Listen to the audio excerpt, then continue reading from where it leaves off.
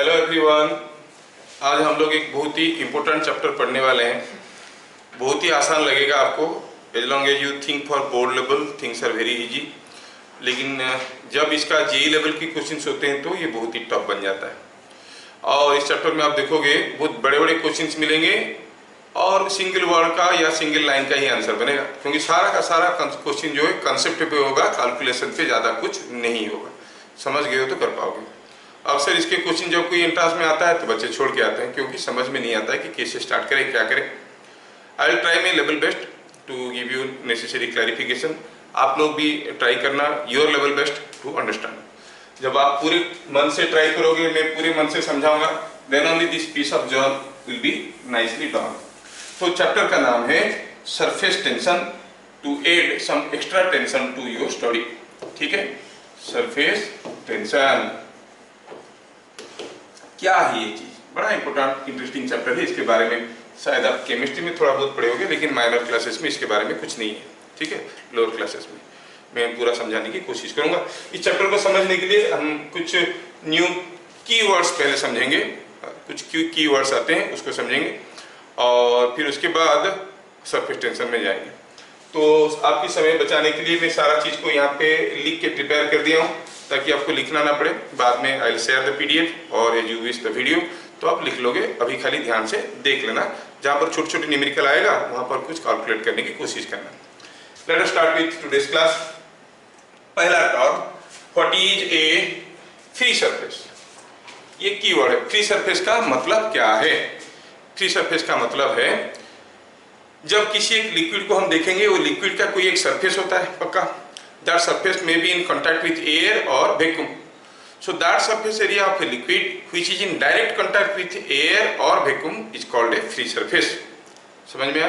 Free surface किसको कहते हैं? जो सरफेस एयर या वैक्यूम के साथ कांटेक्ट में है, किसी दूसरे चीज के साथ कांटेक्ट में नहीं है। मैं ग्लास में पानी लिया, पूरा ऊपर तक भर दिया, उसके ऊपर एक पेपर रख दिया। Now the upper surface of water is in contact with paper, so the upper surface is not a free surface. Paper निकाल दिया, that surface area is direct contact with air, तो आप कहोगे that becomes a free surface. तो क्या लिखे हैं?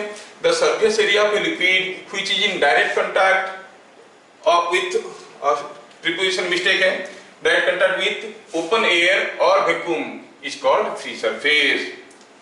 जैसे अगर हम कहेंगे कि सपोज मैं आपको पूछता हूं कि ये ड्रॉप ऑफ लिक्विड है, कोई ड्रॉप ऑफ लिक्विड है, तो ऑब्वियसली आप देखे होंगे कि जो कोई ड्रॉप ऑफ लिक्विड है that is spherical in shape. अगर कोई स्फेरिकल ड्रॉप ऑफ लिक्विड है, इसका फ्री सरफेस एरिया कितना है? अब इसके अंदर लिक्विड भरा हुआ है, अगर लिक्विड इसके अंदर भरा हुआ है तो बाहर का जो सरफेस एरिया हुआ वो फ्री सरफेस एरिया हुआ। तो फ्री सरफेस एरिया कितना होता है? याद रखो, इस चैप्टर में बार बार जरूरत पड़ेगा। कोई स्फीयर का सरफेस एरिया होता है 4πr²। इस चैप्टर में ये स्टेटमेंट बार बार जरूरत पड़ेगा। स्फीयर का सरफेस एरिया होता है 4πr²। तो अगर ये कोई एक स्फेरिकल ड्रॉप है तो इसका फ्री सरफेस एरिया क्या हो जाएगा? फ्री सरफेस एरिया को सरफेस लिखते हैं S, कितना हो जाएगा? 4πr²। ठीक है, इफ आई से ए बबल इन एयर, मान लो कोई बबल हवा में उड़ रहा है, स्फेरिकल बबल है जिसका रेडियस r है, इसका फ्री सरफेस एरिया कितना होगा? सोचो तो, इसका बाहर वाला सरफेस भी एयर के साथ कांटेक्ट में है, अंदर वाला सरफेस भी एयर के साथ कांटेक्ट में है, तो टोटल सरफेस एरिया कितना हो गया?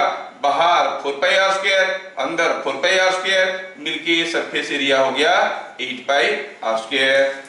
समझ में आ रहा है? ठीक है, कोई बबल अगर हवा में उड़ रहा है, ये क्या है? ये ड्रॉप ऑफ लिक्विड है, ये लिक्विड ड्रॉप है, ये बबल इन एयर, बबल हवा में उड़ रहा है।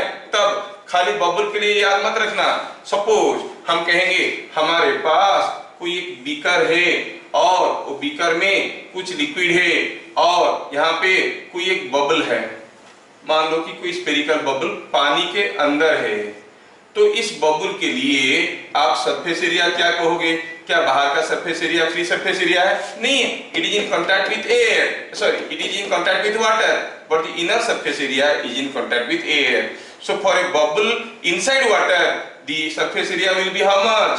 4πr²। क्यों? अंदर का सरफेस एरिया, बाहर वाला नहीं। लेकिन सेम बबल अगर हवा में उड़ता हुआ मिलेगा तो सरफेस एरिया मिल जाएगा 8πr²। यूजुअली लोग याद रखते हैं कि ड्रॉप ऑफ लिक्विड का 4 पाई आर स्क्वायर, बबल का हो गया 8 pi R square. No, see where the bubble is located, उसके हिसाब से, ठीक है। Then a thin ring with a soap film, suppose हम कहेंगे यहाँ पर कोई एक रिंग है, this is what is a ring, remember this is a ring. अगर ये रिंग है, इस रिंग को किसी एक सोप सॉल्यूशन में डुबा के बाहर निकाल देंगे तो आपको मिलेगा यहाँ पर एक फिल्म बन गया है, आप देखे होंगे। अब मान लो कि ऐसा कोई एक फिल्म का रेडियस दिया हुआ है r, तो बताओ इसका सरफेस एरिया कितना होगा। ये एक रिंग है, देखना है कि कितना एरिया कांटेक्ट में है। अगर ये रिंग है, ये वाला एरिया कितना होता है, रेडियस r का सर्कल पाई आर स्क्वायर, ये एरिया भी एयर के साथ कांटेक्ट में, और इधर वाला एरिया ये भी तो एयर के साथ कांटेक्ट में। So what is the total area in contact with air, 2 pi R square. I'll tell you for your clarification, जैसे जैसे हम लोग ये सरफेस टेंशन चैप्टर आगे बढ़ाएंगे ना, कोई भी न्यूमेरिकल में अगर आपको फ्री सरफेस एरिया दिख गया कि ये है फ्री सरफेस एरिया, तो न्यूमेरिकल सॉल्व। सरफेस टेंशन का सबसे बड़ा से बड़ा डिफिकल्ट न्यूमेरिकल भी सॉल्व हो जाएगा अगर आप फ्री सरफेस एरिया को देख पाओगे, अक्सर दिखता नहीं है। चलो थोड़ा चेक करके देखते हैं कि आपको समझ में आया ये फ्री सरफेस एरिया क्या है। अगर आपको समझ में आया तो मेरे को बताना। सपोजिंग मैं क्या करता हूं, कोई एक वायर को ऐसा शेप में बेंड कर देता हूं, this is a single wire जिसको बेंड करके ऐसे कर दिया, ठीक है। अब मैं क्या करता हूं, इसके ऊपर एक छोटा सा स्टिक ले लेता हूं, this is what is A stick here. ये स्टिक को हम पकड़ के इसके ऊपर स्लाइड करवा सकते हैं, ऐसे ऐसे स्लाइड करवा सकते हैं, ठीक है। This is A stick I have taken. Now what I do, मैं क्या करता हूं, ये इसमें क्या करता हूं कि थोड़ा एक लिक्विड दे देता हूं सो दैट यहाँ पर एक फिल्म बन जाता है। This is a film now created here. Okay. Now I created a film somewhere here. Sorry, I created a film here. यहाँ पर एक फिल्म बन चुका है। अच्छा, मैं क्या किया, ये जो हमारा स्टिक था, मूवेबल स्टिक था, इसको खींच के यहाँ तक ले लिया। अच्छा, यहाँ तक ले लिया तो क्या हो गया, यहाँ पर एक फिल्म बन गया। अगर आप लोगों को बढ़िया से समझ में आ रहा है तो पक्का बताना। सपोज ये लेंथ L है और ये डिस्टेंस D है, तो यहाँ पर जो एक फिल्म बन गया है वो भी तो लिक्विड का फिल्म है, उसका फ्री सरफेस एरिया कितना होगा, 2L into D. That is correct, 2L into D. Why? Because this area is in contact with air, the back area is also in contact with air, so the area is 2L into D. Anvesh Mahanti, बहुत बढ़िया answer बताया, very good. तो आपको समझ में आ गया कि ये जो फ्री सरफेस एरिया है that is 2L into D है, ठीक है। मतलब आप लोगों को ठीक ठाक समझ में आ रहा है। So what is free surface area, that is understood. Let us go to the next point. दूसरा कीवर्ड एंगल ऑफ कांटेक्ट, ठीक है। Before I go for angle of contact, मैं आपको बताना चाहूंगा कि what is a adhesive force and what is a cohesive force. I would like to go back to that point again. What is adhesive and cohesive force? मैं लिखने के लिए भूल गया। Adhesive and cohesive force क्या होता है ये चीज, चलो समझते हैं। देखो ये पेन को मैं यहां से पकड़ के रखा हूं, पेन गिर नहीं रहा है। आप बोलोगे सर क्यों गिरेगा, आप पकड़ के रखे हो। अरे ठीक है, मैं इसको पकड़ के रखा हूं, ये वाला हिस्सा क्यों नहीं गिर रहा है, ये वाला हिस्सा को कौन पकड़ के रखा है, ये दूसरा वाला हिस्सा का मॉलिक्यूल उसको पकड़ के रखें नहीं। तो इसको अगर मैं यहाँ से तोड़ देता हूं तो आप क्या देखोगे, आप पकड़ के रखेंगे ये तो गिर जाएगा, फिर से जोड़ दूंगा तो जुड़ जाएगा क्या, नहीं। क्या हो रहा है प्रैक्टिकली, यहाँ का मॉलिक्यूल को कस के इंटरमोलिकुलर अट्रैक्शन से पकड़ के रखा है, ठीक है। अब एक बार तोड़ दिए तो दोनों बीच में गैप हो गया, अभी इंटरमोलिकुलर फोर्स नहीं रहा, छोड़ देंगे तो छूट जाएगा, गिर जाएगा। आप बोलोगे फिर से लेके जोड़ देंगे, अच्छा ठीक है फिर से लेके जोड़ो। जब आप फिर से लेके जोड़ोगे उसके बीच में कुछ एयर मॉलिक्यूल्स भी तो रह जाएंगे। अब इंटरमोलिकुलर डिस्टेंस ज्यादा हो गया कि नहीं हो गया, तो एयर मॉलिक्यूल को भी एक एयर का भी मॉलिक्यूल नहीं रहेगा, ऐसे तो आप जोड़ नहीं सकते। तो फिर देखोगे कि ये क्या हो रहा है, फिर से गिर रहा है। तो एक बार टूट गया तो गिर रहा है। कहने का मतलब है there is intermolecular force of attraction. ये जो इंटरमोलिकुलर फोर्स ऑफ अट्रैक्शन है ये हो सकता है कि सिमिलर मॉलिक्यूल के बीच में होगा या फिर डिसिमिलर मॉलिक्यूल के बीच में होगा। आप अपने हाथ को पानी में डुबाए, उंगली को बाहर निकाले तो पानी आ गया उंगली के साथ, कैसे, क्योंकि पानी के मॉलिक्यूल उंगली के मॉलिक्यूल के बीच में एक अट्रैक्शन है, वो चिपक गया इसके साथ, ठीक है। So when there is a force of attraction between two dissimilar molecules you call the force as adhesive force. अब जो गम लगाते हो है ना, उसके ऊपर क्या लिखा रहता है, एडहेसिव, मतलब ये दो अलग अलग चीजों को जोड़ देता है ना। अगर सिमिलर मॉलिक्यूल के बीच में जो अट्रैक्शन है उसको कहते हैं फोर्स ऑफ कोहेशन और कोहेसिव फोर्स। ठीक है, ये चीज याद रखना। तो हम कहेंगे the force of attraction, the force of attraction between two similar molecules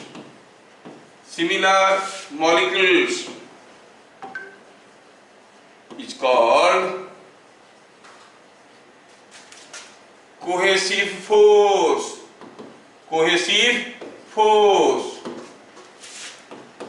The force of attraction between two dissimilar molecules, different molecules is called adhesive force. क्या यहाँ तक की चीजें समझ में आ रहा है? adhesive force, ये चीज हमें समझ में आ गई। अब एक मॉलिक्यूल दूसरा मॉलिक्यूल को खींचेगा, ठीक है, देयर विल बी अट्रैक्शन। एक मॉलिक्यूल यहाँ पे है, क्या दूसरा मॉलिक्यूल कहीं भी होगा तो खींच लेगा? नहीं, उसका अपना एक रेंज है, इस रेंज के अंदर रहेगा तो वो खींच पाएगा, उससे ज्यादा दूर रहेगा वो खींच नहीं पाएगा, है ना। So there is a region around a molecule in which another molecule will experience a force. That region around a molecule in which another molecule experiences a force is called sphere of influence. कौन सा reason में वो influence डाल सकता है? मेरी बात समझ में आया? कोई डिफिकल्ट चीज तो है नहीं। The region around a molecule, the region around a molecule गंदा हो गया, थोड़ा इसको भगाते हैं। The region around a molecule in which another molecule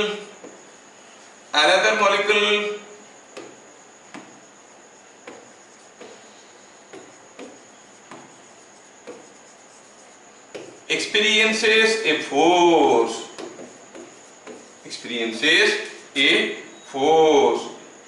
ठीक है, experiences a force is called sphere of influence.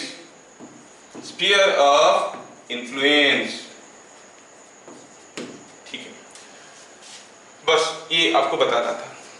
अब मैं आपको एक छोटा सा एग्जांपल दे सकता हूं। सपोज कोई शेविंग ब्रश को आप क्या करोगे, पानी में डुबा दोगे, तो आप क्या देखोगे, उसके जो ब्रिसल्स हैं, कोई शेविंग ब्रश को जब पानी में डुबा देते हो, how it will look like. Let me show you through a diagram, तो आपको बेहतर समझ में आएगा। सपोज कोई शेविंग ब्रश को हम पानी में डुबा देते हैं, तो आप देखोगे वो शेविंग ब्रश की जो ब्रिसल्स है वो क्या करेंगे, एक दूसरे से तितर बितर जाएंगे ऐसे, है ना। अब इस शेविंग ब्रश को अगर बाहर निकाल दोगे तो देखोगे उसके जो ब्रिसल्स है they all come together like this, है कि नहीं? ऐसा हो जाता है। कोई पेंटिंग ब्रश को पानी में डुबा दो, सारे ब्रिसल्स खुल जाएंगे, बाहर निकाल दो, ऐसे जुड़ जाते हैं। व्हाई? Let us understand. जब इसको आप बाहर निकाले तो उसके ब्रिसल के साथ, उसका फाइबर के साथ कुछ लिक्विड पार्टिकल्स चिपक गए। कौन सा फोर्स हुआ? एडहेसिव फोर्स हुआ, क्योंकि अलग अलग मॉलिक्यूल है। उस लिक्विड के साथ दूसरा, मान लो कि ये एक थ्रेड है, ये एक थ्रेड है जिसमें कुछ लिक्विड चिपका हुआ है। क्यों चिपका हुआ है? Adhesive force. ये एक दूसरा थ्रेड है, इसमें भी कुछ लिक्विड चिपका हुआ है।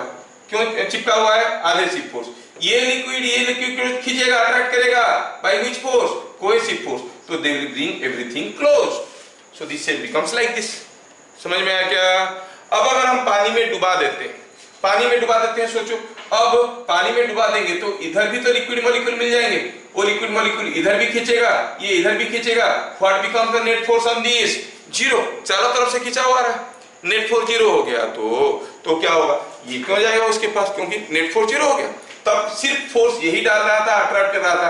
अब चारों तरफ की लिक्विड इसको खींचने लगे, ये वाला लिक्विड इसको इधर खींच रहा है, ये इधर खींच रहा है, ये किधर भी नहीं जाएगा। सो जो ब्रिसल्स है वो अपना ओन स्ट्रेंथ पे वो ऐसे खुल जाएंगे। समझ में आ रहा है?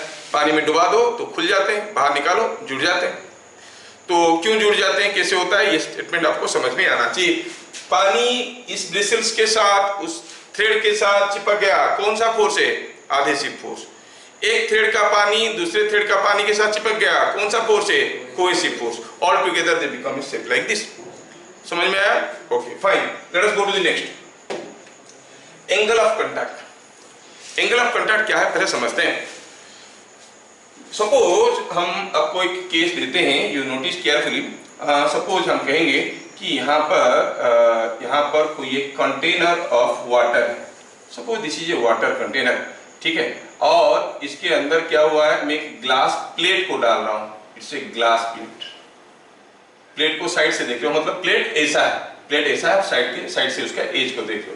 ये एक दूसरा कंटेनर है, से this is what is A second container of liquid, से इट इज मर्क्यूरी। ये मर्क्यूरी रखा हुआ है इसमें, जस्ट इमेजिन। और इसमें मान लो कि ये वाटर था, just imagine what will happen. अगर मैं कोई ग्लास प्लेट को डालता हूं और इस केस में भी एक ग्लास प्लेट को डालता हूं, here also a glass plate is inserted. दोनों केस में क्या डिफरेंस आप नोटिस करोगे? आप देखोगे जिस केस में पानी था उस केस में जो सरफेस रहेगा लिक्विड का, उसका शेप कुछ ऐसे रहेगा। अगर माइन्यूटली ऑब्जर्व करोगे, शेप ऐसा हो गया है।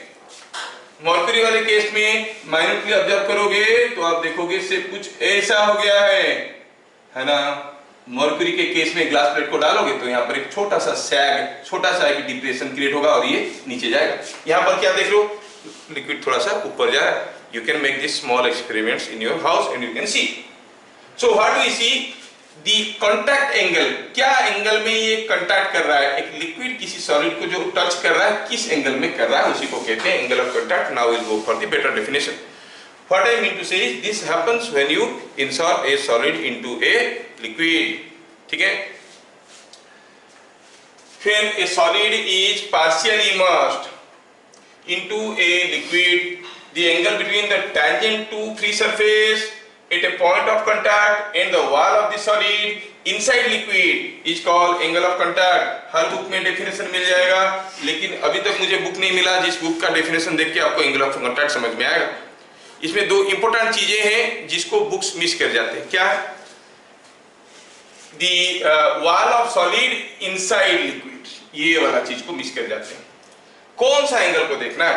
अगर हमें इस केस में एंगल ऑफ कांटेक्ट को पता करना है तो it is the angle between tangent to the free surface at the point of contact. यहाँ पर पॉइंट ऑफ कांटेक्ट है, यहाँ पर एक टेंजेंट ड्रॉ करिए, ये हो गया tangent. This is the tangent to the free surface at the point of contact. Are you getting? And wall of the solid inside the liquid. This is the wall of the solid inside the liquid. इसके साथ क्या angle कर रहा है? ये angle कर रहा है, तो ये हो गया एंगल ऑफ कांटेक्ट। समझ में आ रहा है? ध्यान से देखो, एंगल ऑफ कांटेक्ट क्या है? Where a solid is partially immersed, that is again important word. Partially immersed into a liquid, the angle between tangent to free surface at point of contact and the wall of the solid inside the liquid is called angle of contact। जैसे यहाँ पे contact point में अगर हम tangent draw करेंगे तो ये कुछ शायद ऐसा दिखेगा। The tangent to the free surface at the point of contact will look something like this। And what is the wall of the solid below the level of liquid or inside the liquid? This is the wall। तो ये angle हो गया angle of contact. दोनों case में angle of contact अलग अलग है। ये कौन सा केस है? मर्क्यूरी में ग्लास प्लेट डाला गया है, पानी में ये डाला गया है, कौन सा? Glass plate. तो हम देखेंगे क्या देख रहे हैं, जो जो ऑब्जर्वेशन है उसको देखेंगे। तो ऑब्जर्वेशन को लिखेंगे। हमारा ऑब्जर्वेशन ये आया हमें for glass and water angle of contact क्या आया? It is less than 90 degree। It is less than 90 degree। ठीक है, ये less than 90 degree दिख रहा है। For glass and mercury angle of contact क्या आ रहा है? more than 90 degree, है ना। तो आपको कुछ डाटा ऐसे याद रखना पड़ेगा। ठीक है, ठीक है। नेक्स्ट पॉइंट, धीरे धीरे जाएंगे। ये कब लेस देन 90 होगा, कब मोर देन 90 होगा, सोचना है। When adhesive force is more than the cohesive force, theta becomes less than 90. And when the cohesive force is more than the adhesive force, theta becomes more than 90. थोड़ा ये point को आपको समझाने के लिए I can make use of a separate figure. I can show you here. Suppose हम कहेंगे ये हुआ हमारा कंटेनर ऑफ लिक्विड। मान लो कि ये मर्क्यूरी है, मैं ग्लास प्लेट को यहाँ पे डाला। मैं जब ये ग्लास प्लेट को डाला यहाँ पे मर्क्यूरी का लेवल ऐसे था। सोचो अबाउट ए मॉलिक्यूल हियर, ये मॉलिक्यूल को ग्लास प्लेट भी खींचेगा और अंदर का जो आपका मर्क्यूरी मॉलिक्यूल से वो भी खींच रहे हैं, अंदर वाले मर्क्यूरी मॉलिक्यूल्स इसको खींच रहे हैं, ग्लास मॉलिक्यूल्स भी इसको खींच रहे हैं। ग्लास मॉलिक्यूल जब इसको खींच रहे हैं, जो फोर्स में खींच रहे हैं उसको कहेंगे एडहेसिव फोर्स, नहीं? और लिक्विड दूसरे मर्क्यूरी मॉलिक्यूल्स इसको जो खींच रहे हैं, जितने जोर से खींच रहे हैं उसको हम कहेंगे कोहेसिव फोर्स। अगर ये अंदर वाले मॉलिक्यूल इसको जोर से खींचे, सॉलिड इसको पकड़ के नहीं रख पाया, तो क्या होगा? ये सॉलिड के पास नहीं जाएगा, इधर आते आते यहाँ से कांटेक्ट ऐसे बेंड हो जाएगा, because these are pulling, otherwise ये स्ट्रेट हो जाता है। मतलब ऐसा शेप का कब हो जाएगा? when you say adhesive force is less than the cohesive force। समझ में आया क्या? कोहेसिव फोर्स ज्यादा हो गया तो शेप कुछ ऐसे जाएगा। आप में से जो लोग मेडिकल एंट्रेंस के लिए तैयारी कर रहे हैं, each statement is a question for your entrance। each statement कब होता है angle of contact more than 90, कब होता है less than 90, you should write this necessary explanations।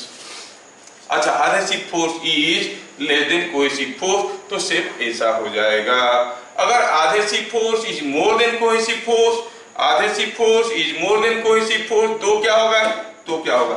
Obviously you will see this is the liquid container, इसमें हम glass plate को डाले हैं और ये ग्लास प्लेट को यहाँ का मॉलिक्यूल्स जोर से खींच रहे हैं, तो इसको खींच के ऊपर उठा देंगे।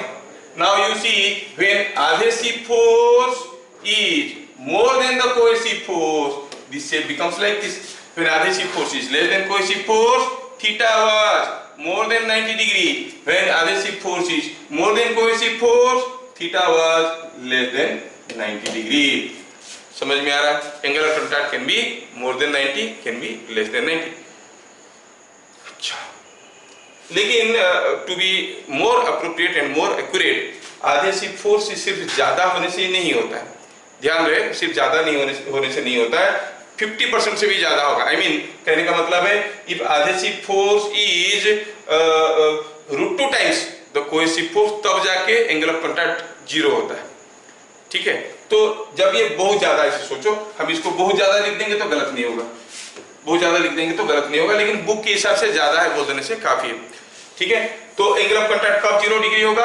अब याद रखना पड़ेगा आपको, when √2 times the cohesive force, 1/√2 times the cohesive force is equal to adhesive force, और cohesive force is equal to √2 times the adhesive force, ये फ्लैट हो जाएगा। जैसे मैं यहाँ पर लिखा हूँ, क्या लिखा हूँ? when a silver plate is dipped in water, angle of contact is, angle of contact क्या हो गया?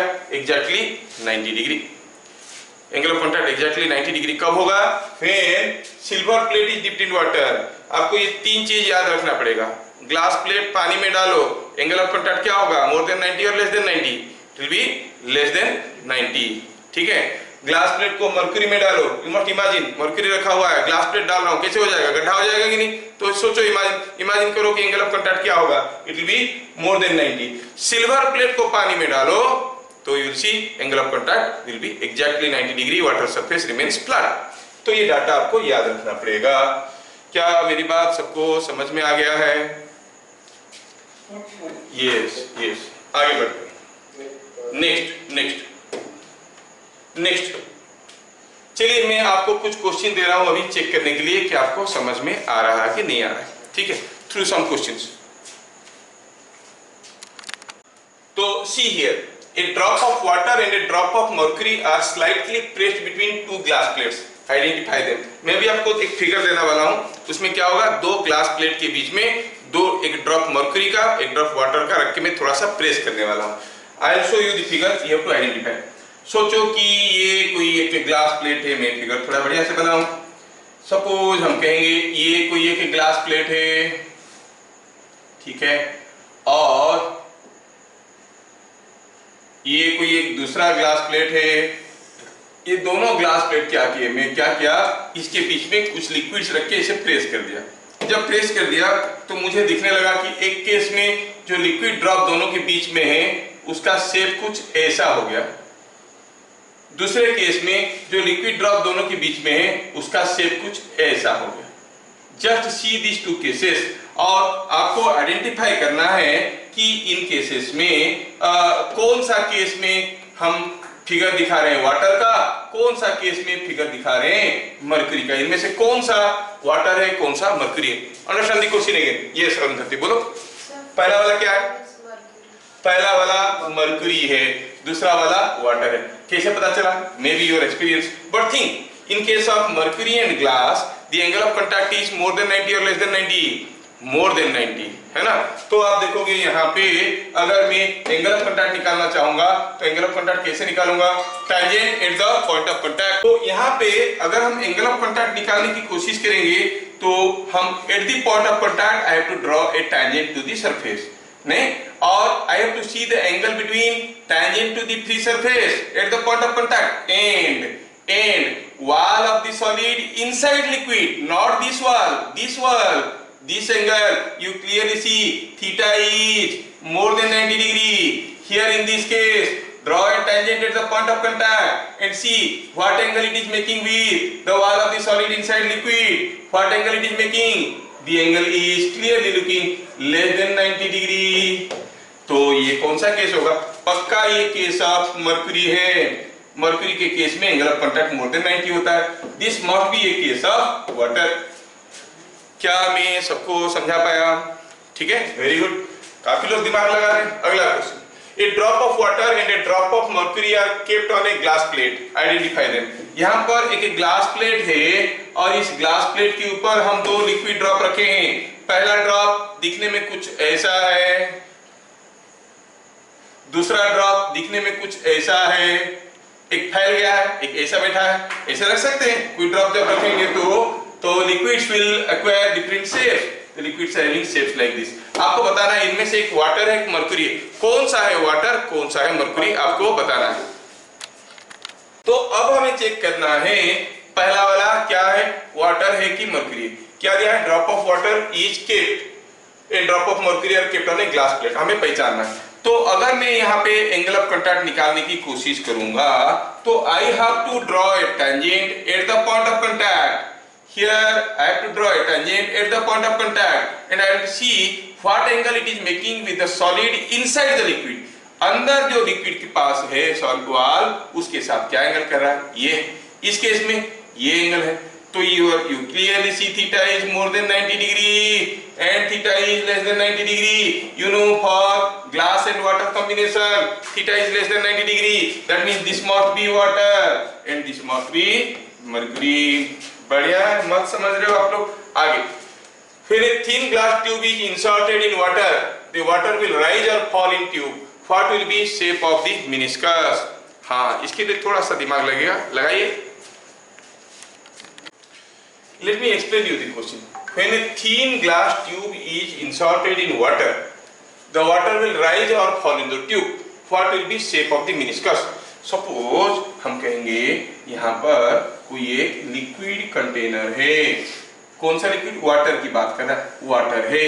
मैं क्या करता हूँ, एक थीन ट्यूब को इसके अंदर डालता हूँ, दिखाने के लिए मोटा सा ट्यूब बना देता हूँ। ये थीन ट्यूब है, वेरी थीन ट्यूब है, जिसको हम लोग कैपिलरी ट्यूब कहते हैं। बाद में हम लोग कैपिलरी इफेक्ट भी पढ़ने वाले हैं। थीन ट्यूब को जब इसके अंदर हम डालेंगे, पूछा है इसके अंदर की जो लिक्विड है वो चढ़ेगा कि उतर जाएगा। चलो सोचते हैं। अब यहाँ पर जो मॉलिक्यूल है उसको अंदर वाले मॉलिक्यूल भी तो खींच रहे हैं, अंदर वाले मॉलिक्यूल भी खींच रहे हैं, साथ साथ ये जो सॉलिड है उसके वाल के मॉलिक्यूल भी खींच रहे हैं। और वाटर और ग्लास की केस में आपको याद होगा theta was less than 90 degree, मतलब in case of glass and water combination आपको मालूम है कोहेसिव फोर्स कम होता है, आधेसिव फोर्स ज्यादा होता है, इसलिए तो वाटर चिपक जाता था, है कि नहीं। कोई चीज को आप पानी में डाल, मान लो कि आप अपना उंगली को पानी में डालते हो, फिर बाहर निकाले, आपके हाथ के साथ लग के पानी बाहर आ गया, मतलब पानी का हाथ के साथ जो फोर्स था वो ज्यादा है कि पानी के साथ जो फोर्स था वो ज्यादा है? हाथ के साथ जो फोर्स था वो ज्यादा है, इसलिए वो बाहर आ गया। adhesive force was more, cohesive force उसको रोक नहीं पाया। अगर मैं उसको मरकुरी में डालता हूं, बाहर निकालता हूं, कुछ भी मरकुरी बाहर नहीं आया, मतलब मरकुरी का कोहेसिव फोर्स ज्यादा है, adhesive फोर्स कम है। ठीक है ना? It that all depends upon the chemical structure of this और atomic structure of the material. लेकिन पानी और ग्लास के केस में हमें मालूम है कि कोहेसिव फोर्स कम होता है, adhesive फोर्स ज्यादा होता है। इसको ये सारे मॉलिक्यूल खींचेंगे तो क्या होगा? चढ़ने लगेगा, ये इधर खींचेगा, ये इधर खींचेगा, ये सब खींचेंगे तो you will see the liquid will rise. Are you getting? The liquid will rise. तो क्या पूछा है? लिक्विड विल राइज और फॉल। सो आप कहोगे लिक्विड राइजेस। हाँ, फिर पूछा है what is the shape of the meniscus. Meniscus मतलब ये जो ऊपर वाला सरफेस, ऊपर वाला सरफेस तो सर्कुलर रहेगा, लेकिन दो किस्म का हो सकता है। हो सकता है कि ऊपर वाला सरफेस जो है, ये सरफेस जो है वो दिखने में कुछ ऐसा होगा, या फिर जो ऊपर वाला सरफेस है वो दिखने में कुछ ऐसा होगा। इसमें से कुछ हो सकता है। कौन सा होगा शेप ऑफ द मेनिस्कस आपको पूछ रहा है। आपको तो मालूम है कि this is A case of glass and water. Glass and water के केस में कोहेसिव फोर्स adhesive फोर्स से कम है। कोहेसिव फोर्स adhesive फोर्स से कम हो गया तो आप क्या कहोगे?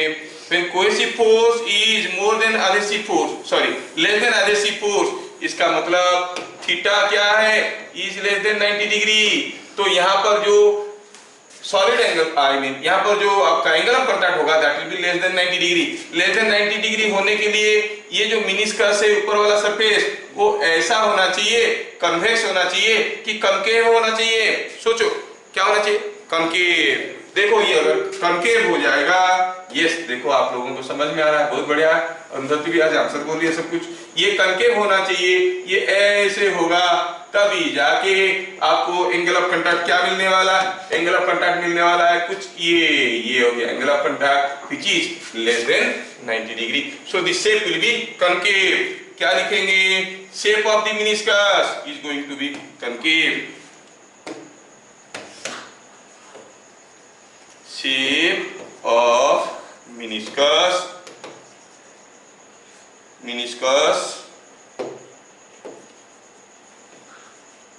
will be concave upward, ऊपर की तरफ कनकेव हो जाएगा। ये चीज आपको समझ में आ गया। सोचो ये पूरा का पूरा क्वेश्चन को मैं फिर से रिपीट करता हूं, पर replacing water bye mercury. Water की जगह ले लिया मैं mercury.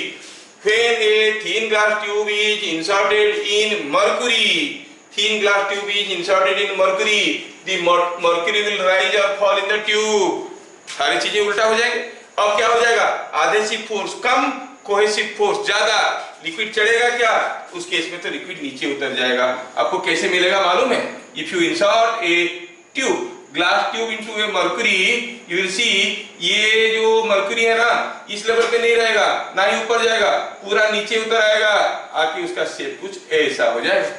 It will come down in the tube and have a convex upward meniscus. समझ में आ रहा है? तो एक बताया तो दूसरा आप लोग कर पाओगे, इसलिए मैं इसको ज्यादा हाईलाइट नहीं कर रहा हूं, क्योंकि it will otherwise create confusion. Okay, question number 3 also we have understood. Let us go for the next, जो कोर चैप्टर है सरफेस टेंशन, इसमें अभी आते हैं। इसके लिए हमें एंगल ऑफ कांटेक्ट का, adhesive फोर्स, कोहेसिव फोर्स का और फ्री सरफेस का जानकारी होना जरूरी था। अब क्या है ये सरफेस टेंशन? देखिए, अगर कोई एक मॉलिक्यूल है किसी लिक्विड के अंदर, यहाँ पे कोई एक मॉलिक्यूल है, उसके चारों तरफ ढेर सारे मॉलिक्यूल है, तो ये सारे जो मॉलिक्यूल उसके चारों तरफ से है, ये सारे इसको चारों तरफ खींच रहे हैं। और what is the net cohesive force on this? Zero, क्योंकि चारों तरफ से खींच रहे हैं तो नेट फोर्स जीरो हो गया। जब नेट फोर्स जीरो हो गया, कोई बॉडी अगर एक बार मूव कर रहा है तो मूव करते रहेगा, या रुका हुआ है तो रुका हुआ रहेगा। तो इसमें क्या होता है? ब्राउनियन मोशन टाइप की मोशन होता है। The molecules start moving freely inside. कोई एक लिक्विड के अंदर मॉलिक्यूल्स खुद आराम से मूव कर रहे हैं तो करते ही रहते हैं, उनको रोकने वाला कोई होता नहीं है। हाँ, there is a term viscosity, बाद में उसको देखेंगे। फिलहाल the molecules are free to move inside the liquid. But think about the molecules here. ये जो मॉलिक्यूल है उनके ऊपर नेट फोर्स जीरो नहीं है, सरफेस में, क्योंकि आधा मॉलिक्यूल उनको फोर्स डालने वाले नहीं है, एक रिजल्टेंट फोर्स है इनके ऊपर, ये अकड़े जकड़े पकड़े हुए एक जगह पड़े रहेंगे, they can not freely move. ये जो मॉलिक्यूल्स है लिक्विड के सरफेस पे, वो क्या है कि इनको आपकी उनके नेबरिंग जो मॉलिक्यूल से खींच रहे हैं, जैसे ये मॉलिक्यूल है, इसको ये खींच रहा है, ये खींच रहा है, ये खींच रहा है, चारों तरफ से खींच रहे हैं, फ्रंटल फोर्स 0 है, लेकिन पकड़ के रखें, समझ में आ रहा? और ये सब एक दूसरे को पकड़ के रखें। और खींचने के कारण क्या हो रहा है, सोचो कि हम यहाँ पे इस रूम में खड़े हैं, just for your understanding only, मान लो कि ये खंबा है, ये एक दूसरा खंबा है, और बीच में बहुत सारे बच्चे ऐसे खड़े हैं, suppose they are all standing like this, ठीक है, यहाँ पे भी एक बच्चा खड़ा है, ये खंबा को पकड़ा हुआ है और इसके हाथ को पकड़ा हुआ है, ये ऐसे, इसके हाथ को ये ऐसे, एक दूसरे के हाथ को पकड़ते हुए वो लोग खड़े हैं। अब अगर ये सब एक दूसरे को खींच रहे हैं, तब भी तो ये लेंथ इतना ही रहेगा, because either side they are connected to this खंबा, है ना। अब ऐसे देख के पता नहीं चलेगा कि ये एक दूसरे को खींच रहे हैं कि नहीं खींच रहे हैं, लेकिन अगर किसी तरह से एक का हाथ यहां से छूट जाता है, अगर उनके बीच में आपस में खिंचाव है, तो क्या होगा, ये पक्का एक दूसरे के ऊपर जाके गिरे, है कि नहीं। अगर सब एक दूसरे को ऐसे पकड़ के खींच के जोर से खड़े हैं, लेकिन जो लाइन बना है वो लाइन छोटा नहीं हो सकता, दोनों तरफ से फिक्स्ड है, तो आपको नहीं लगेगा कि वो खींच रहे हैं नहीं खींच रहे। हाँ, एक चीज देख सकते हो, मान लो कि ये लाइन सीधा है, मान लो कि ये लाइन टॉप व्यू से देखो, टॉप व्यू से देखोगे कि लाइन अगर ऐसा है, आप बता नहीं सकते वो एक दूसरे को खींच रहे हैं कि नहीं खींच रहे हैं, लेकिन अगर लाइन कुछ ऐसा ऐसा है, मतलब एक दूसरे को खींच नहीं रहे हैं, खींच रहे होते तो लाइन सीधा हो गया होता, है कि नहीं। तो सरफेस अगर टेढ़ा मेढ़ा है, मतलब उसमें कोई फोर्स नहीं है, पता चल जाता है, लेकिन अगर सीधा है, फोर्स है कि नहीं है पता करना मुश्किल है, क्योंकि फोर्स होगा तब भी सीधा रहेगा, फोर्स नहीं होगा अगर खड़े तब भी सीधा रहेगा। पता कैसे चलेगा कि इनके बीच में कुछ फोर्स है, इसमें से एक लड़का को आप सामने से धक्का मारो, वो जब पीछे की तरफ गिरेगा, बाकी सबको अगर खींच के ले जाएगा, ऐसे टेढ़ा कर देगा, मतलब उनके बीच में खिंचाव था, है कि नहीं। I am trying to make you realise the physical points जिसको लेके न्यूमेरिकल बनेगा, नहीं तो ये सरफेस टेंशन के न्यूमेरिकल बनते ही नहीं। Are you getting? यहाँ पे ढेर सारे मॉलिक्यूल है, सब एक दूसरे को पकड़ रखे हैं, अगर ये किसी के साथ बंधे नहीं होते, किसी एक मॉलिक्यूल को हाइपोथेटिकली आप पुश कर दोगे, वही नीचे आ जाएगा, लेकिन अगर ये सब एक दूसरे के साथ बंधे हुए हैं बाय कोहेसिव फोर्स, जब एक मॉलिक्यूल को पुश करेंगे ये नीचे जाएगा, बाकी सबको भी नीचे लेके जाएगा, ये सब भी नीचे आ जाएंगे, they will behave as a screen. समझ में आ रहा है क्या?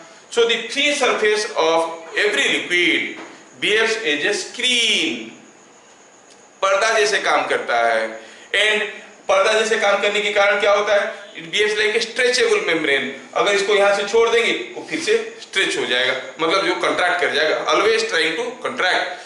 सो free surface always tries to contract and behaves as a screen.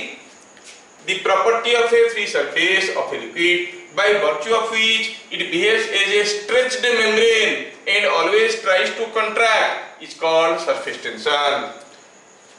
Tension at the surface of the liquid is called surface tension.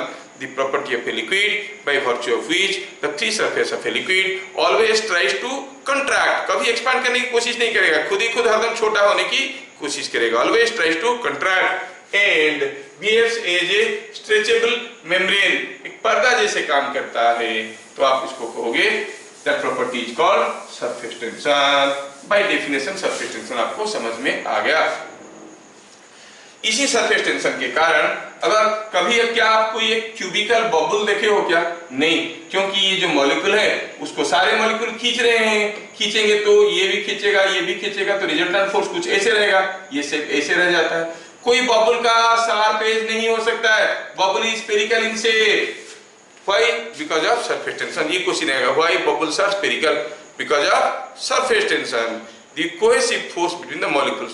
surface tension क्यों हो रहा है? It is basically because of the cohesive force between the molecules, जिसके चलते ये पर्दा जैसे काम करता है। अच्छा, तो I hope these 3 points are understood.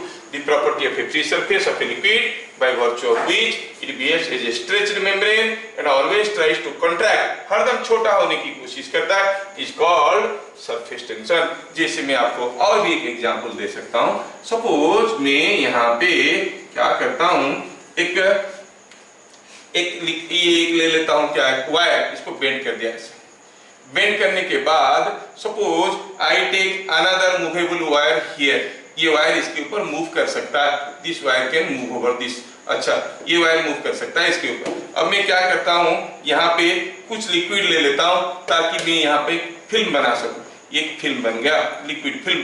अब अगर मैं वायर को ऐसे खींचते हुए ले जाऊंगा तो क्या होगा, ये फिल्म बड़ा होते जाएगा, ऐसे ऐसे ऐसे ऐसे बढ़ते जाएगा।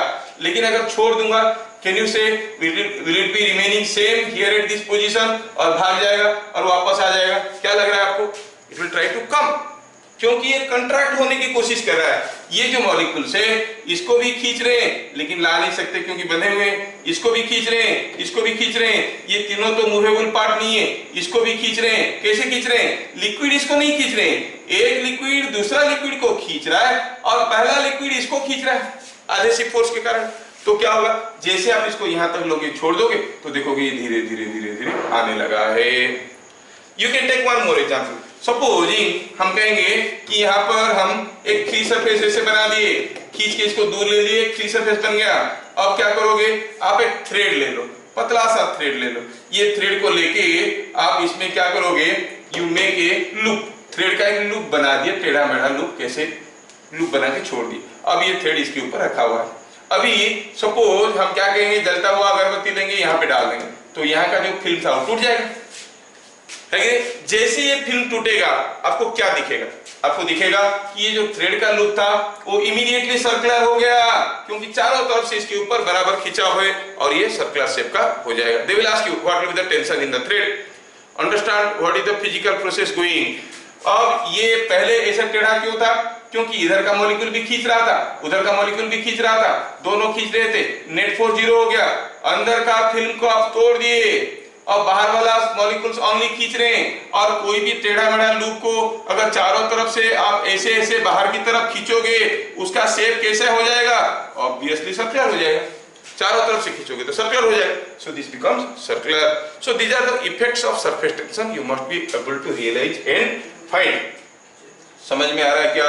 अगर हम कहेंगे ऐसे स्टिक को मूव करवाने के बाद एक फिल्म बन गया है, एक फिल्म बन गया है, उसके ऊपर एक छोटा सा पीस ऑफ पेपर लेके डालो तो देखोगे वो पेपर उसके ऊपर चिपक के रह गया, गिर नहीं रहा है।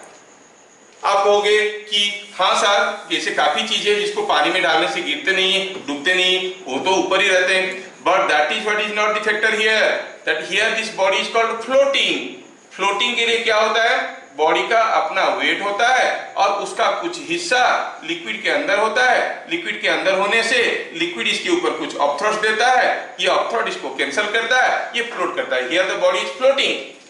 For any floating body A part of the body must be inside the liquid, but here when you keep a small piece of paper here, this small piece of paper is not floating, it is kept on the surface।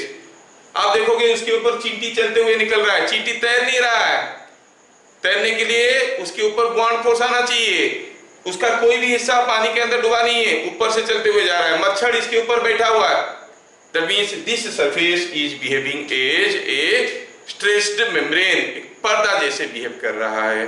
वो पर्दा कितना strong है depend करता है कि इनका cohesive force कितना strong है। अगर बहुत ज्यादा स्ट्रांग कोहेसिव फोर्स है तो पर्दा भी काफी स्ट्रांग होगा, बड़े बड़े कीड़े मकोड़े बैठेंगे तभी ये नहीं टूटेगा। लेकिन अगर वीक होगा, छोटा सा कीड़ा चल रहा है, बड़ा सा कीड़ा बैठ रहा है तो डूब रहा है, क्योंकि पर्दा टूट रहा है, संभाल नहीं पा रहा है वेट। Are you getting? तो ये जो मेम्ब्रेन है that is behaving as a stretched membrane and always trying to contract. That is what I wanted to explain through this examples. क्या ये बात समझ में आ गया? What is surface tension? Surface tension क्या है? Property of a free surface of a liquid. Surface tension ये भी क्वेश्चन आता है, surface tension is a property associated with solids, liquids, gases, everything. क्या? It is only with liquids, not with gases, not with solids. क्या है? The free surface is trying to contract and behave as a stretched membrane. Clear? Okay, now let us go for the next point. और surface tension क्यों होता है ये याद रखना, because of the cohesive force between the liquid molecules. Numerically surface tension को हम ST लिखेंगे, आगे T भी लिखेंगे, ठीक है। Is defined as the force per unit length acting on one side of an imaginary line drawn on the free surface. ये चीज को समझना, दिखने में कितना आसान है। T इक्वल टू F/L हर जगह मिल जाएगा, लेकिन क्या है T, क्या है F, क्या है L, कहीं भी एक्सप्लेनेशन प्रॉपर्ली नहीं लिखा है। थोड़ा ध्यान से ये फॉर्मूला समझोगे, ओनली फॉर्मूला है, सरफेस टेंशन चैप्टर का एक ही फॉर्मूला है, ठीक है, force related, T equal to F/L। इसको अगर ढंग से समझ पाओगे तो हर जगह आपको न्यूमेरिकल आसान लगेगा। लेट मी एक्सप्लेन क्या है ये। हमें सरफेस टेंशन का न्यूमेरिकल वैल्यू कितना है पूछा है। सपोज जैसे अभी हम बात कर रहे थे, कोई एक वायर को हम ऐसा शेप में बेंड कर दिए हैं। चलो मैं आपको समझाने की कोशिश कर रहा हूं। अब मैं क्या कर रहा हूं, ये जो एक मूवेबल वायर था इसके ऊपर, ये मूवेबल वायर को इसके ऊपर मैं ले लिया। मूवेबल वायर को लेके इस मूवेबल वायर को मैं इसके ऊपर थोड़ा सा लिक्विड सोल्यूशन दे दिया और फिर इसको मैं मूव किया तो पता चला यहाँ पे एक फिल्म बन गया। चलिए मानते हैं कि here now A film is created. कहाँ पे? यहाँ पे एक फिल्म बन चुका, क्योंकि हम यहाँ पे कुछ लिक्विड सोल्यूशन ले लिए, फिर ये वायर को इतना दूर तक इसके ऊपर स्लाइड करते हुए ले लिए तो आपको यहाँ पे फिल्म बन गया। अभी ये फिल्म जो है, ये इसमें जो मॉलिक्यूल्स है, लिक्विड मॉलिक्यूल्स है, they are experiencing mutual cohesive force. Now it is behaving as a screen. इसके ऊपर एक चींटी चल के जा सकता है, इसके ऊपर एक मच्छर बैठ सकता है, आप नहीं बैठ सकते। Don't try to seat because surface tension force is a very weak fish. Screen बना दिया और बैठ गए तो कुछ दूसरा हो जाएगा, नहीं? अच्छा ठीक। तो आप इसके ऊपर अभी क्या करने वाले हो, अगर आप एक छोटा सा डंडा यहाँ पे लेते हो, थिंक ऑफ ए स्मॉल डंडा ऑफ लेंथ L, ये डंडा का ये, ठीक है, ये डंडा को मैं यहाँ पे ले रहा हूं। अब ये डंडा यहाँ पे रखा गया है। अब ये डंडा को देखोगे, ये डंडा, ये लाइट स्टिक है, पतला सा स्टिक है जो इसके ऊपर रखे। अब ये स्टिक के साथ क्या हुआ है, ये जो लिक्विड के मॉलिक्यूल्स यहाँ पर चिपक गए हैं, इसके साथ कौन से फोर्स के चलते चिपक गए होंगे? आधेसिव फोर्स के चलते चिपक गए। और इधर भी लिक्विड मॉलिक्यूल चिपक गए होंगे, आधेसिव फोर्स के चलते चिपक गए हैं, ऐसे ऐसे ऐसे ऐसे करके। अच्छा, अब ये जो लिक्विड मॉलिक्यूल इसके साथ चिपक गए हैं बाय आधेसिव फोर्स, दूसरे लिक्विड मॉलिक्यूल्स इनको खींच रहे होंगे बाय द कोहेसिव फोर्स। ये खींच रहे हैं इधर, और इधर वाले मॉलिक्यूल्स ये इधर खींच रहे होंगे। What is the net force on the stick taken on this? You से 0। समझ में आ रहा है क्या? आप बोलोगे सर पता कैसे चलेगा नेट फोर्स 0 है? कोई बॉडी नेट फोर्स 0 में है, कैसे पता चलेगा? क्योंकि कोई भी फोर्स नहीं होगा तो बॉडी जैसे बिहेव करेगा। नेट फोर्स 0 होगा तब भी बॉडी वैसे ही बिहेव करेगा। कोई बॉडी के ऊपर कुछ भी फोर्स नहीं है, उसका जो बिहेवियर होगा, नेट फोर्स 0 होगा तब भी बिहेवियर वही होगा। आप एक काम करो, यहाँ के स्क्रीन को अगर आप तोड़ दोगे, सपोज यहाँ का जो मेम्ब्रेन बना उसको प्रिक कर दोगे, तोड़ दोगे तो क्या होगा? ये लिक्विड फोर्सेस तो गायब हो जाएंगे। तो क्या होगा? ये फोर्सेस रहेगा। आप देखोगे ये स्टिक फटाक से इधर मूव कर गया, इधर का स्क्रीन को तोड़ दो, ये स्टिक इधर को मूव कर गया। मतलब there were forces but net force was 0। What force was acting here? Say this length is L।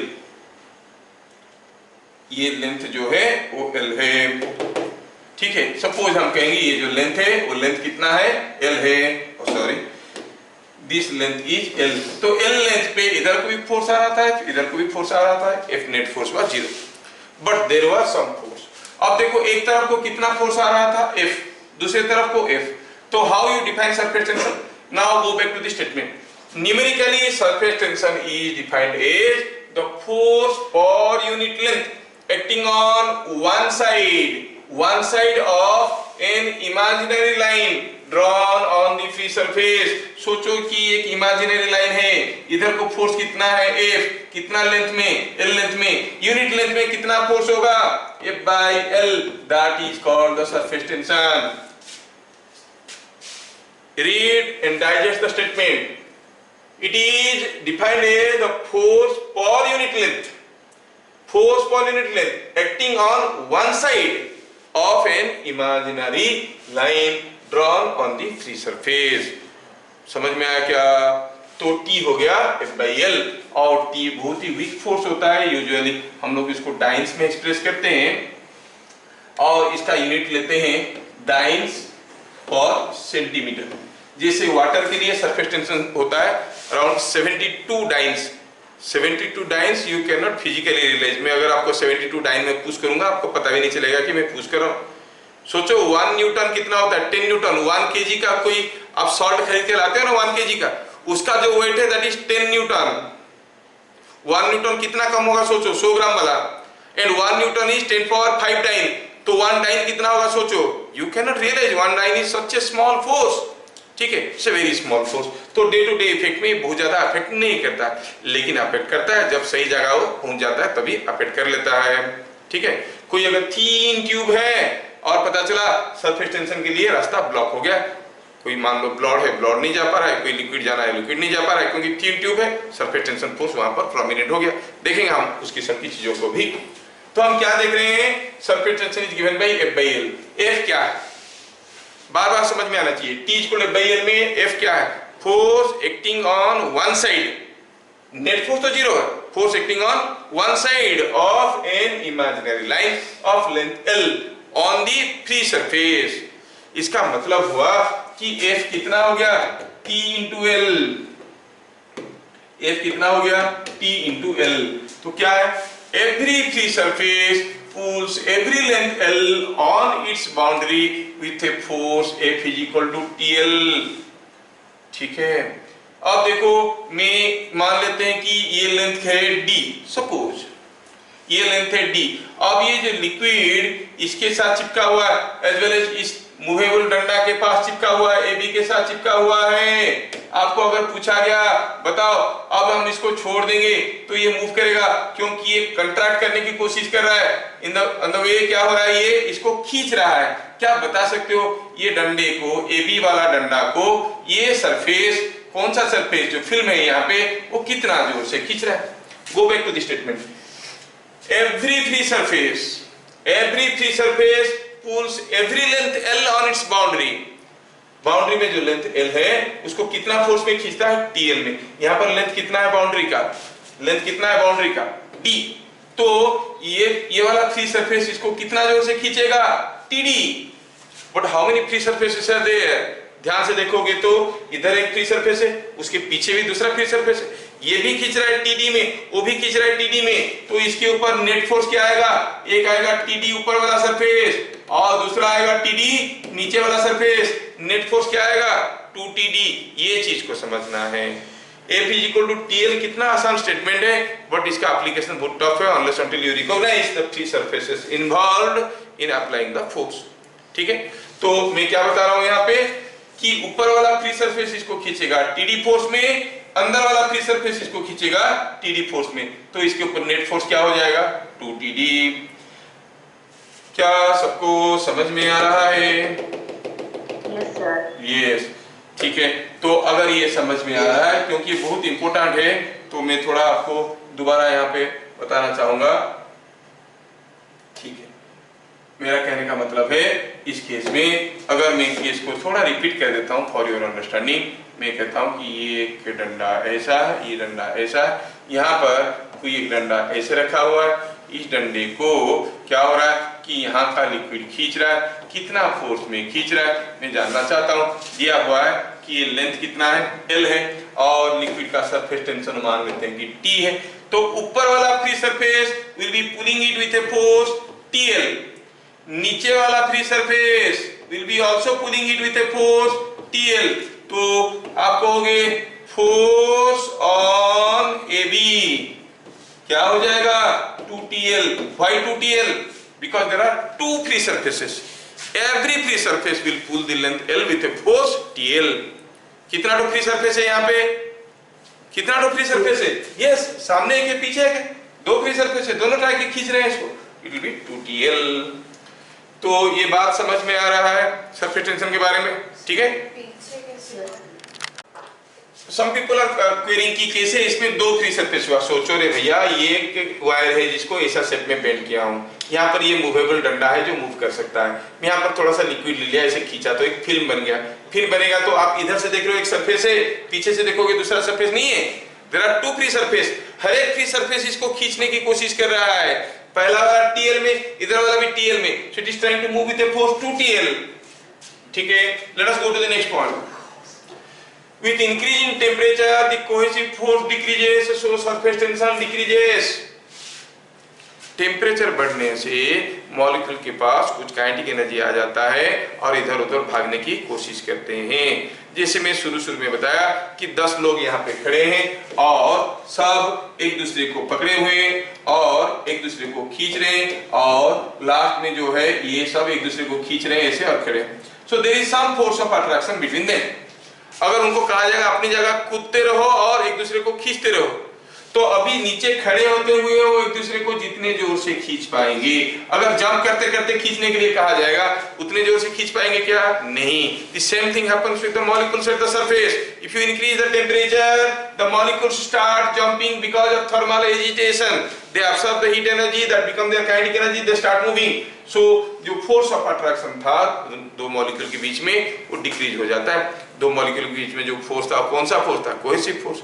तो by increasing temperature cohesive force decreases और सरफेस टेंशन तो कोहेसिव फोर्स के लिए हो रहा है तो surface tension decreases. So with increasing temperature surface tension will decrease. ठीक है। मैं अगर मैं कहूं कि यहाँ पे जो एक्सपेरिमेंट में कर रहा था आपको बता रहा था समझाने के लिए बिट नंबर 4 को मैं बता रहा हूं कि अगर मैं ये वाला एक्सपेरिमेंट को बार बार रिपीट करता हूं क्योंकि आसान है समझाने के लिए। यहाँ पर ये मूवेबल डंडा को मैं खींच के यहाँ तक ले आया हूँ, यहाँ पर कुछ बन गया है फिल्म। अभी मान लो कि यहाँ पर एक लाइट थ्रेड को इसे में डाल दिया, एक धागा है पतला सा धागा, ये फ्लोट नहीं कर रहा है, सरफेस के ऊपर रखा हुआ, मूव नहीं कर रहा है। क्यों मूव नहीं कर रहा है? क्योंकि दोनों तरफ इसको बराबर से खिंचाव मिल रहा है because of the cohesive force. अब मैं क्या करता हूं, कोई अगरबत्ती या फिर कोई एक गर्मदार चीज लाके इसके पास रखूंगा कि इधर का लिक्विड का टेम्परेचर बढ़ जाएगा, it will absorb the heat, temperature बढ़ जाएगा। टेम्परेचर बढ़ने से सरफेस टेंशन घट जाएगा, सरफेस टेंशन घट जाएगा तो पहले मान लो ये फोर्स F1 था, ये F2 था, F1 F2 बराबर थे तो ये रेस्ट में था। जैसे हम इसका टेम्परेचर बढ़ा देंगे तो F1 क्या होता है? T into L, वो सेम रहेगा कि बढ़ जाएगा कि घट जाएगा? टेम्परेचर बढ़ गया है। T is not temperature, T is surface tension. Temperature बढ़ने से सरफेस टेंशन घट जाता है तो टेम्परेचर घट जाएगा, बढ़ जाएगा तो सरफेस टेंशन घट जाएगा, F1 घट जाएगा। अब ये रेस्ट में नहीं रहेगा, जैसे आप इधर गर्म करोगे ये धीरे धीरे इधर भागने लगेगा because F2 becomes more than F1। समझ में आ रहा है क्या? तो increasing temperature surface tension decreases. Okay, चलिए दूसरा एग्जांपल लेते हैं। दूसरा कौन क्या है? ये सब डाटा है, आपको याद रखना है। In most of the cases, it is found that by adding an organic impurity to liquid, the surface tension decrease, and by adding an inorganic impurity, surface tension increase. Organic impurity अगर डालोगे, surface tension घट जाएगा। आप ये experiment कर सकते हो।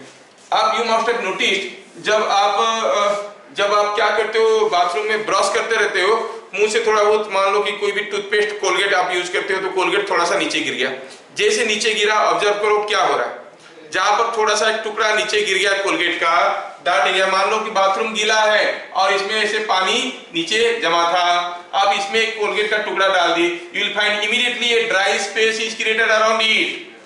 Don't you find that? ऐसा ड्राई हो जाता है। क्यों हो जाता है? क्योंकि ये जो मॉलिक्यूल यहाँ पर थे उनको इधर मान लो यहाँ पर मॉलिक्यूल था, इसको ये भी खींच रहा था, ये भी खींच रहा था, लेकिन यहाँ पर वो जो आपका टूथपेस्ट गिर गया जो कि एक ऑर्गेनिक इंप्योरिटी है, डालने के कारण इधर का कोहेसिव फोर्स कम हो गया, सरफेस टेंशन कम हो गया, ये उतना जोर से नहीं खींच पाया जितने जोर से ये लोग खींच रहे हैं, तो ये लोग खींच के दूर ले लिए पानी को और देखो यहाँ पर एक ड्राई जोन क्रिएट हो गया।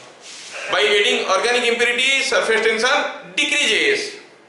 अगर आप यहाँ पे इनऑर्गेनिक इंप्योरिटी डाल देते, थोड़ा सा सॉल्ट, सोडियम क्लोराइड है, salt is inorganic impurity, salt डाल दो, फिर देखोगे ये पूरा बाथरूम सूख गया है, लेकिन 1 घंटे के बाद जाके देखोगे सॉल्ट के नीचे थोड़ा सा पानी है जमा हुआ है, वो सूखा नहीं है क्योंकि पकड़ के रखा है, वेपराइज होने नहीं दे रहा है।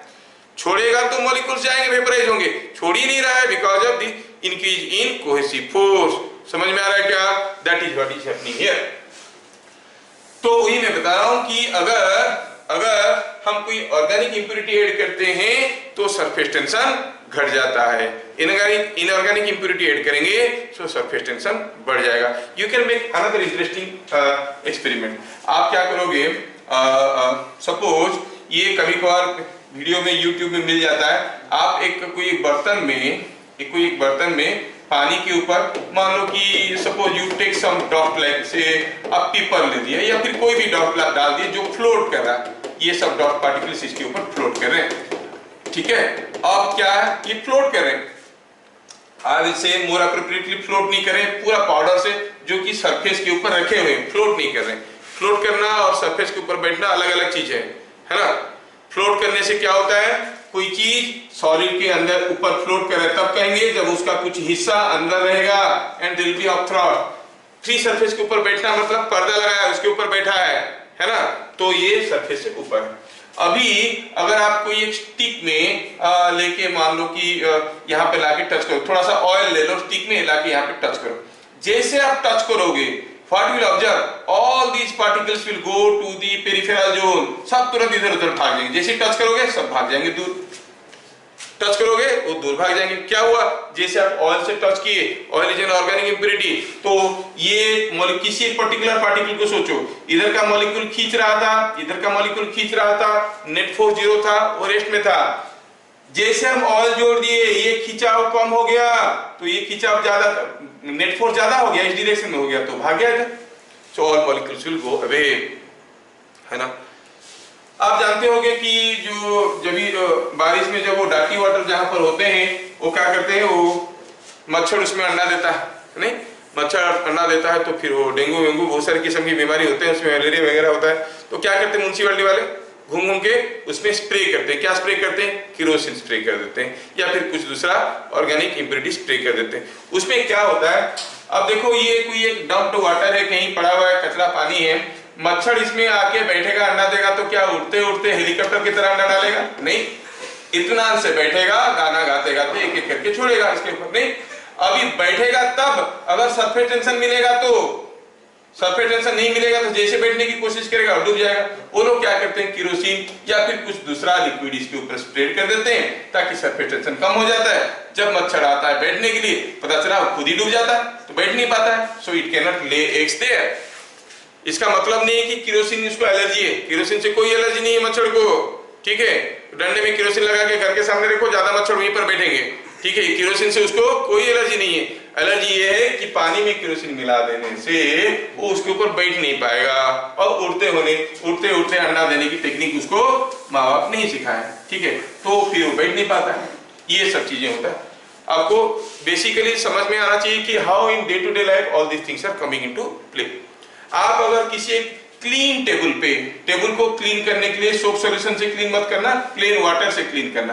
किसी एक टेबल पे, आपकी डाइनिंग टेबल पे 1 चम्मच पानी डाल दो, पानी डाल दिए तो सेप पानी का कुछ ऐसा हो गया। अब इसके ऊपर आप एक छोटा सा पॉलीथीन ले लो, एज स्मॉल एज पॉसिबल, लेके इसके ऊपर डालो। आप देखोगे the piece of polythene is here. अब ये जो पीस ऑफ पॉलीथीन यहाँ पे है ये फ्लोट नहीं कर रहा है, ये सरफेस के ऊपर रखा हुआ है। अच्छा, अभी आप हाथ में थोड़ा सा अगर ऑयल लेके यहाँ पे टच करोगे, you will touch here, what will observe, जैसे ऑयल लेके यहाँ पर टच करोगे this polythene piece will be pulled towards your finger और moved away from your finger. आपको क्या लग रहा है, इतने अवे, क्योंकि इधर का सरफेस टेंशन कम हो गया, फोर्स कम हो गया, इधर का फोर्स अभी भी बरकरार है, तो क्या हो जाएगा, this will be pushed away. In fact, you are not pushing, this is not pushed, rather this is pulled by other molecules. अगर आप हाथ में कुछ सॉल्ट लेके यहाँ पर टच कर दोगे तो this molecule will be automatically coming to your finger. आपको कोई कहेगा इसको टच करो, पकड़ो इसको, आप बार बार पकड़ने की कोशिश करोगे, जैसे पास जाओगे भागेगा, जैसे पास जाओगे भागेगा, नहीं। अगर आप थोड़ा सा हाथ में सॉल्ट लगा देते हो फिर लेते हो, पता चला आ गया। लोगों को समझ में नहीं आया कि इसका मैजिक है, मेरे से तो भाग रहा था लेकिन इससे ये तुरंत पकड़ में आ रहा है। रिगार्डिंग सो ये सब मैकेनिज्म आपको समझ में आना चाहिए। खैर, अब in most of the cases it is found that by adding organic impurity to liquid the surface tension decreases. पर grammatical error है, adjust कर लेना।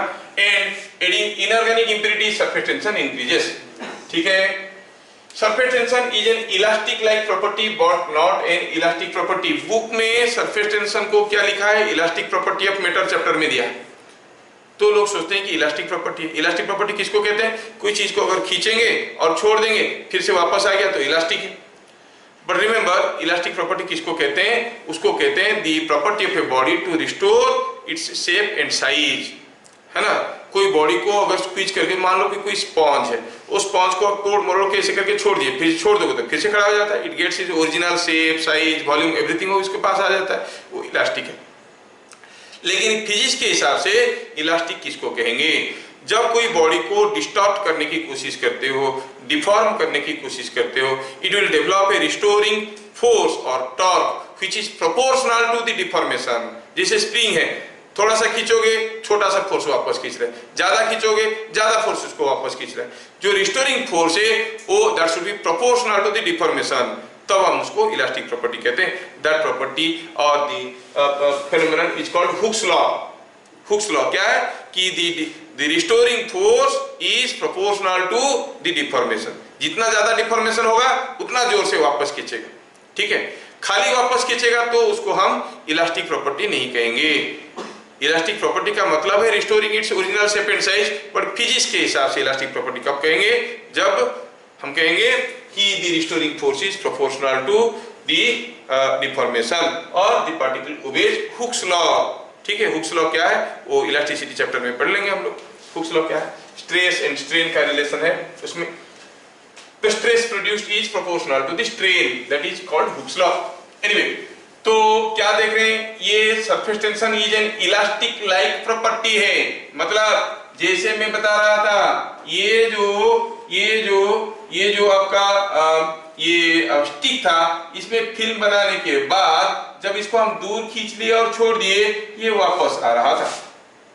सोचो मैं सेम एक्सपेरिमेंट करना चाहता हूं विथ ए लिक्विड रबर। मैं स्टिक को यहाँ पर ले लिया, रबर को मेल्ट करके यहाँ पर डाल दिया, अब ये रबर का स्क्रीन बन चुका है।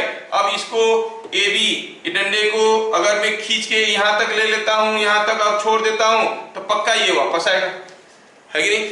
और इस केस में मैं सोप सॉल्यूशन लिया हूँ, अब इसको खींच के यहाँ तक लिया हूँ, छोड़ दिया, इस केस में भी वापस आएगा, दोनों केस में वापस आएंगे। लेकिन नोटिस करो, इस केस में इसको आप जितने ज्यादा दूर खींचोगे उतना जोर से वापस आएगा। The force pulling it back will be proportional